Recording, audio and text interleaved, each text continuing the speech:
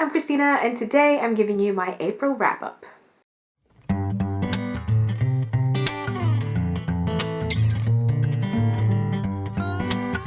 The first book that I read in the month of April was Imaginary Friend by Chbosky.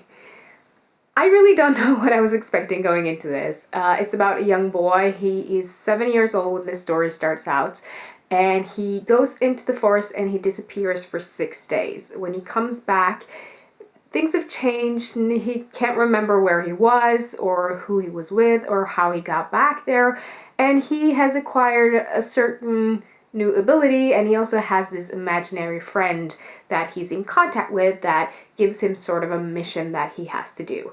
This story then follows the entire town really and what happens to them, and I don't want to say much more because I don't want to spoil it, but this story, it's filled with really interesting characters. I really loved Christopher, the young boy, and even though he seems a bit older than the age that he's supposed to be in this book, I think that sort of makes sense with what happened to him and what he's going through, that he's not as every other 7 or 8 year old. But it's a really great horror story. I totally get if people who loved The Perks of Being a Wallflower bought this and expected it to be something of the same reading experience. It's not. For me, who's very much a horror lover, I thought this was amazing. But I can totally understand how some readers could be much disappointed with going into this expecting something like The Perks of Being a Wallflower because that was one of their favorite books, and then getting this because it's something completely different. A lot of times throughout this book, I had to remind myself that this is a Stephen Chbosky and not a Stephen King, because it reads like a Stephen King novel. It's really weird, and Chbosky even mentioned Stephen King in the forwards or the dedication page, I don't remember which, and a few times I was like, okay, this gotta be a joke. There's gotta be, at the end of this, it's like, haha, tricked you, it's really a King novel, but apparently it isn't. But it reads like a really good Stephen King horror, and it does the same thing where it focuses mainly on the people and how cruel and awful people can be, not mainly the monster that's also very interesting in this novel.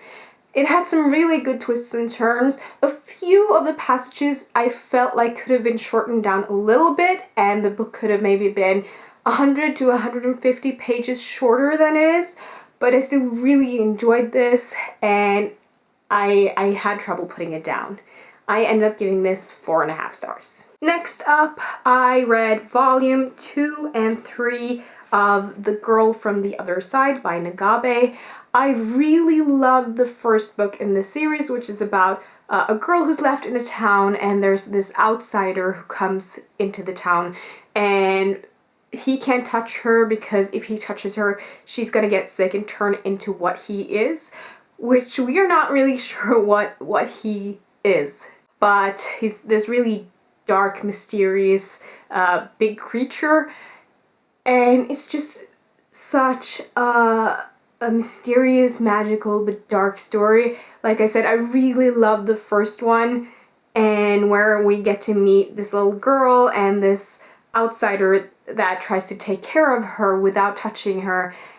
And then in the volume 2, we see her together with a family member, and in that volume it had a very much focus on the little girl and that family member and not so much the outsider, which I think was the reason why I didn't love volume 2 as much as I loved volume 1, but I still really enjoyed it, so I ended up giving that 4 stars. But in volume 3 we get to see the outsider way more and a lot of other interesting characters too, so I ended up giving that 5 stars.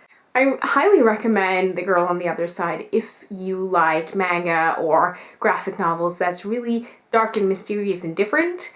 It's a really interesting story and I can't wait to continue on with it. The next read for April was Firestarter by Stephen King. I've had this on my shelf for about a year. It's been on my radar for quite some time, but For some reason, I didn't pick it up for now, and I'm kind of sad I didn't, because this was such a brilliant Stephen King novel, and I can see how this, from being one of his earliest works, was the one that captured a lot of his readers and made King their favorite author. It is a story about Charlie and Andy, her father.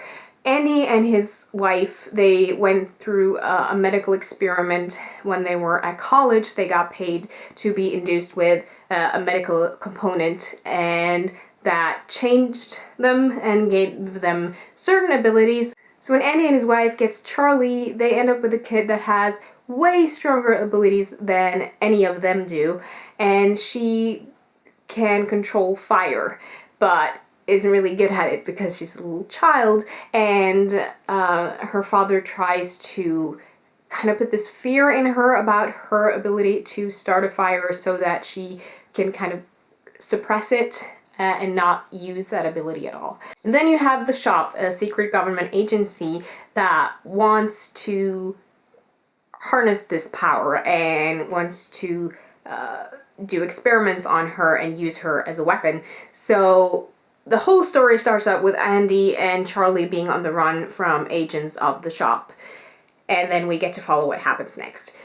It's just a page turner. I was at the edge of my seat throughout this story. It's really interesting. And the bond between father and daughter, Andy and Charlie, it's just what really keeps this story going, and it makes it so amazing to see how they interact with each other, how they worry about each other, and how they try to take care of each other. Such a brilliant story, a lot of interesting characters. Rainbird, to mention one, who is a shop agent or assassin of the shop. And he loves Charlie in his own very special way.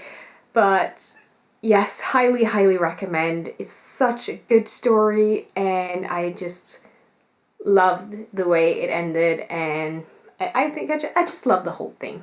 I ended up giving Firestarter 5 out of 5 stars. Next up is a buddy read that I did with Alex Charles Ross. So we've been doing this for a little while, where we take turns on picking weird books that we want to read together, and then we review them. We haven't filmed our review for this one or the one before that yet, but that's coming soon, so keep an eye out for that. But the book we read in April was Mother Sharks by Brian Allen Carr. I'm not going to say much about it because I'm going to do a separate review of this with Alex, but it's a story about flying sharks, and it's weird and funny and very, very different. But yeah, I'll talk more about that in that separate review, but I ended up giving that 3.5 out of 5 stars. Next up is If It Bleeds by Stephen King. I have a full review of this. I will link to it so you can go check that out if you want to. This is a collection of 4 novellas. A solid, really good collection that I ended up loving so, so much. You have The Life of Chuck, If It Bleeds, Rat, and Mr. Harrigan's Phone.